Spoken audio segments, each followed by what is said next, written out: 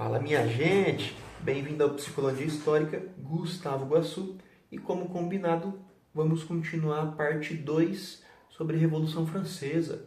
Só recapitulando, no vídeo 1, nós trabalhamos a forma de organização social da França, como que a França se organizava, como que surge essa forma de organização, que seria a sociedade de ordens, tá?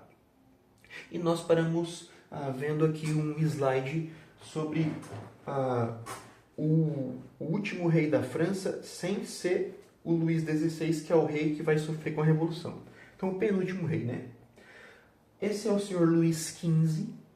O rei antes dele é o chamado Luís XIV, que é conhecido também como Rei Sol. Se liga, vou mostrar ele para você. Você vai no Google Arts, que é esse indivíduo aqui. O Luís XIV, Rei Sol, o rei que foi mais, digamos assim, exagerado da França. É ele que manda construir o Palácio de Versalhes, extremamente opulento, né, de exibir riqueza. Então você tem Luís XIV aí com suas vestes extremamente elegantes e exageradas, né? Só para você ter uma ideia, se liga aqui, o rei, ele está em posição de comando, de poder, de representação de poder, e você tem aqui ao fundo a coroa e o cetro da justiça. E por que o cetro da justiça não está no centro da pintura, junto com o rei, e sim no canto? Porque o rei, ele é um absoluto, ele tem o poder absoluto na França. Então, o governo dos reis na França, durante a Idade Moderna, é chamado de absolutismo. Absolutismo é uma monarquia que ela tem poder absoluto. O rei comanda, ponto. E você tem, em outros locais, como a Inglaterra, uma monarquia constitucional, que é uma monarquia que quem manda é o parlamento, primeiro-ministro. Então, o parlamento, ele limita o poder do rei. Na França não tem isso. Tanto é que o Luís XIV, esse indivíduo aqui, é conhecido como Rei Sol e ele é visto como um indivíduo sagrado. O que acontece aqui, tá, gente? Os reis franceses, eles são vistos como mandatos divinos. Então, a Revolução Francesa, ela começa a questionar esse mandato divino. Então, como assim? Chega um rei aqui e ele fala que Deus mandou ele governar e a igreja confirma isso, porque há uma aliança entre nobreza e igreja, há uma aliança entre primeiro e segundo estado. Por quê? Porque os dois podem se beneficiar. O rei diz que é mandatário divino, Deus mandou ele comandar, as pessoas vão aceitar, porque, as pessoas elas são manipuláveis, e a igreja ela vai falar assim, é isso aí, cara, ele é mandatário divino mesmo. O que faz com que o rei tenha legitimidade sobre o seu território e a igreja ela tenha poder político, como a isenção de impostos e acesso à terra. Tanto é que na Idade Média, uma informação que não tem nada a ver aqui, ela era a igreja católica dona de 1/3 de todas as terras da Europa. Pancada, né? Bom, voltemos para o slide. Opa.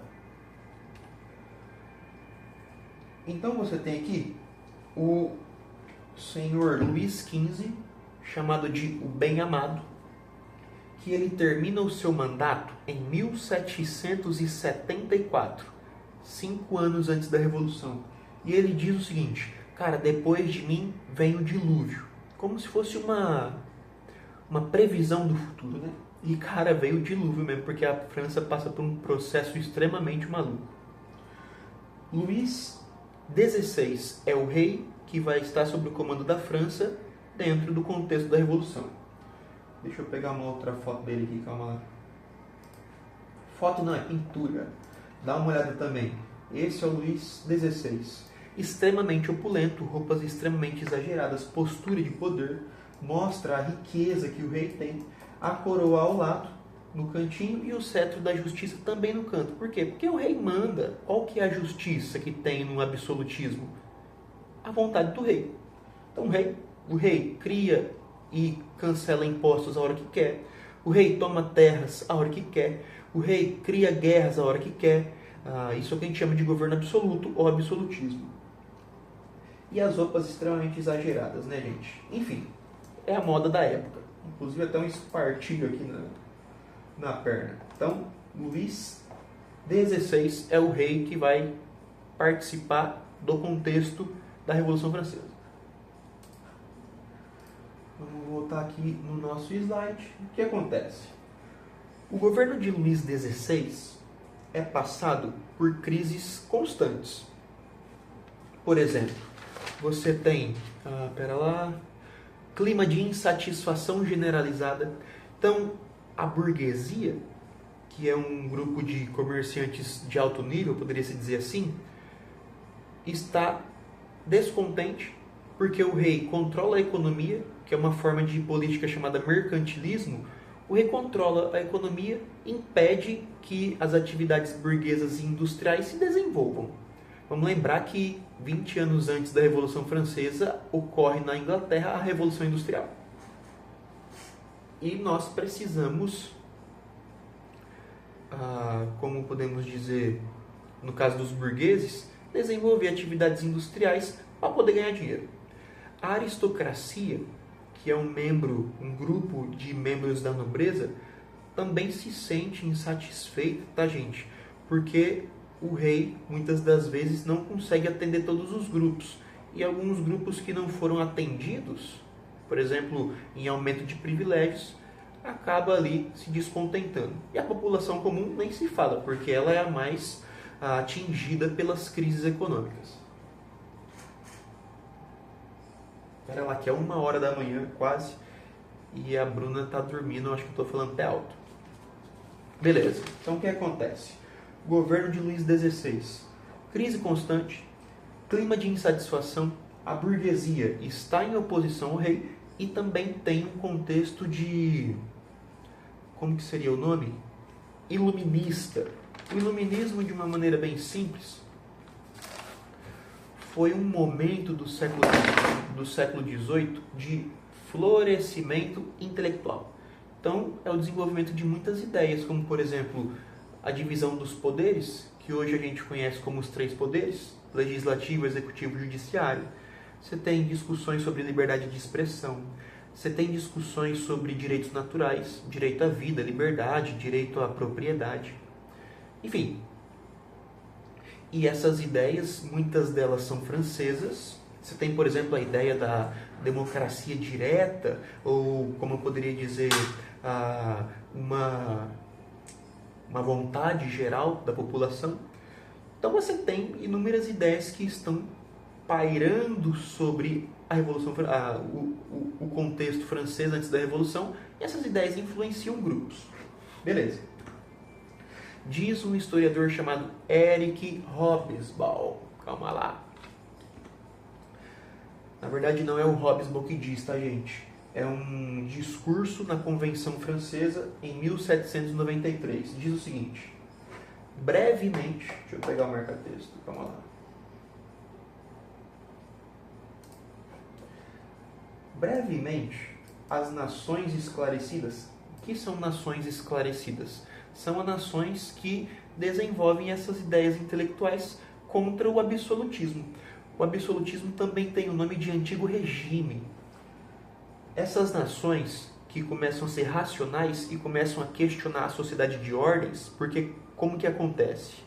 Clero, nobreza e trabalhadores, esses 3 grandes grupos são de nascimento. Então você nasceu como camponês, vai morrer camponês. Você nasceu nobre, você morre nobre.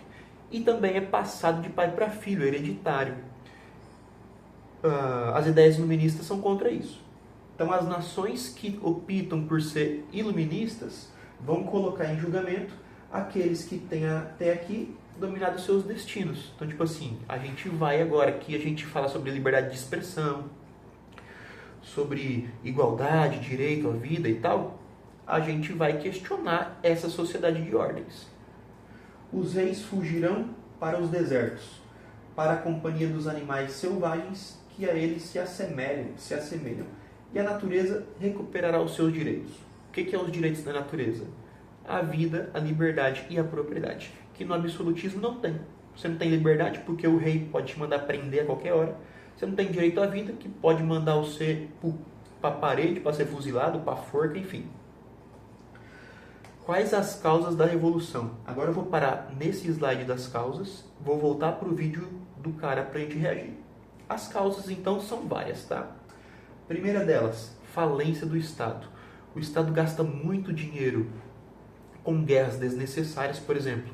Acontece uns 20 anos atrás, 1753, uma guerra entre Inglaterra e França, chamada Guerra dos 7 Anos.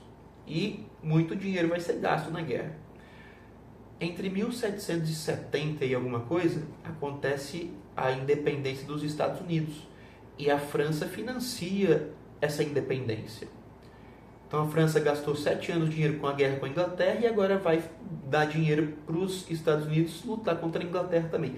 Sem contar que os nobres, a realeza, a família real, gastava muito dinheiro com festas, tá, gente? Construções de palácios, estradas, prédios, enfim.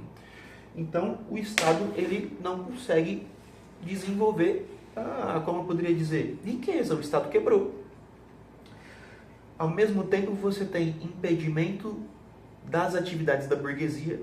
Então, a burguesia agora, ela não pode, por exemplo, fazer comércio com outros países, não pode desenvolver indústria, enfim, o rei, das mais variadas formas, impede os burgueses de se ascenderem economicamente. Você tem uma influência iluminista que influencia as ideias de vários grupos. E você tem uma crise agrícola e fome. A crise agrícola, ela vai, aquilo que eu falei no vídeo 1, dos coelhos. Você vai ter momentos de muita chuva, geada, momentos de seca. Então, o principal alimento é o trigo. Perdão, o pão. Você precisa de trigo. E, cara, nos 2 últimos anos da Revolução, houve um processo de baixa produção de trigo. Tanto é que no ano da Revolução, um mês antes, você trabalhava o mês inteiro, recebia o salário para comprar 1 quilo de pão. Então as pessoas estão extremamente debilitadas, estão passando fome. Trabalha, mas não consegue ter uma dignidade de vida. Essas são as causas da revolução, tá, gente? Vou fazer assim. Vamos ver um pedacinho do vídeo do Guilherme. E aí eu vou pausar e vou fazer a parte 3. Espera lá. Voltando para o vídeo do Guilherme, então. Deixa eu dar um zoom, deixa eu voltar para cá. Inclusive, eu acho que ela até me chamou.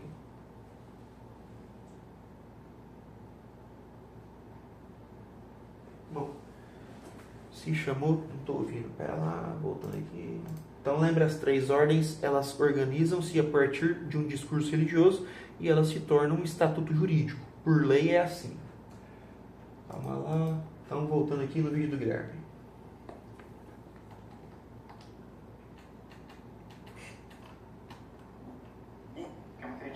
Muita gente tem essa visão da escola, da Revolução Francesa, foi açúcar quenteiro, tudo que é de bom, tudo maravilhoso e tal. E aí quando você vê na história real é um pouco diferente, né? Beleza. Nós não falamos, Guilherme, se você estiver vendo esse vídeo, de que a revolução foi as 1000 maravilhas. Tanto é que é uma revolução. É um processo de substituição de uma forma de sociedade. E só é possível fazer isso por guerra. Toda revolução, ela é armada. E nós não falamos, simplesmente é uma falsidade o que ele está falando, é uma mentira, tá, gente? Deixa eu guardar esse caderno aqui. É uma mentira o que ele está falando. Na verdade, foi um caos total. Foi um caos, porque você tem vários grupos que não tem um rumo, porque a revolução ela não tem um líder, ela não é planejada. Então você tem um caos, porque vários grupos, dentro dos 10 anos da Revolução, vão tentar disputar o poder. Tanto é que a Revolução tem 4 etapas. A monarquia constitucional, a república, o terror e o diretório. Beleza, vamos lá. Essa, Luiz. Agora, segundo erro, o rei da França naquele momento é o Luís XVI. Esse cara é o Luís XIV, que já nem existia mais, já tinha morrido fazia mais de 100 anos. Então é interessante que ele vai fazer um vídeo editado e não coloca nem a imagem do rei correto. Então isso aqui já mostra como o vídeo é confiável, né? 16, sem a ideia de vamos convocar os Estados Gerais, Já vou falar sobre os Estados Gerais. porque agora todos vão fazer um grande discurso, vamos unir todas as pessoas, o efeito foi o oposto, os iluministas tomaram a frente do Já vou falar sobre isso. negócio, começaram a tomar o poder. Tinha o general Lafayette, né, fala que foi a mão invisível da maçonaria, isso já tinha grupos preparados para tomar o poder. Rapidamente começam as matanças, começam a pedir mais direitos, como o criminoso da Bastilha vai pegar armas, a violência vai escalando, o governo revolucionário vai estabelecendo. Entendeu um pouco o que é essa França da época? Entender essa França da época. Então essa França da época, que é o que eu falei até agora, é extremamente desigual. Você tem dois grupos que não pagam imposto, tem privilégio político, isso é, cria leis. Esses grupos determinam impostos, esses grupos têm privilégios dos mais variados e você tem uma população extremamente empobrecida que está passando fome e dificuldades. Então esse é o contexto da França. A revolução ela acontece para mudar isso, tá? Então é interessante que ele não fala como que a França era antes da revolução e por que houve a revolução. Eles sempre querem contar sobre a violência da revolução, mas não conta que a realidade influenciou esse movimento. Tanto é que foi um movimento de massa. A população inteira da França foi participar desse momento. E eu vou dar uns números antes de ir para a parte 3 do vídeo. Você tinha, agora vamos para os livros.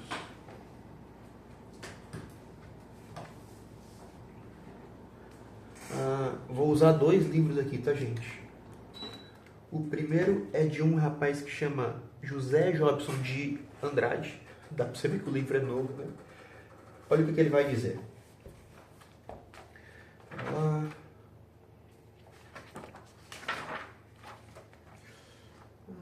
Eu acho que não é essa parte, cara. Tá, não é essa parte, mas já eu volto aqui. E esse livro do Léo Huberman, chamado História da Riqueza do Homem. O Léo Huberman diz assim: o clero e a nobreza, primeiro e segundo estado, eram as classes privilegiadas. O clero tinha 130 mil membros, a nobreza mais ou menos ali 140 mil membros, e a classe do povo não tinha privilégios. Porém, dos 25 milhões de habitantes da França, esse povo representava 95%. Então, esse 95% estava passando fome, enquanto os, quase 400 mil, 500 mil, os números são variados dependendo do historiador, esses quase 500 mil pessoas viviam esbanjando dinheiro em festas extremamente luxuosas, fazendo guerras, e esses trabalhadores que pagavam por isso. 250 mil dos 25 milhões, dos 95%, perdão, era uma classe média superior, uma burguesia. Os artesãos viviam em pequenas aldeias, eram 2 milhões, e todo o resto, cerca de 22 milhões de pessoas, eram camponeses que trabalhavam na terra, pagavam impostos ao Estado, dízimo para a igreja e taxa feudal para a igreja. Para fechar, o que é a taxa feudal da igreja?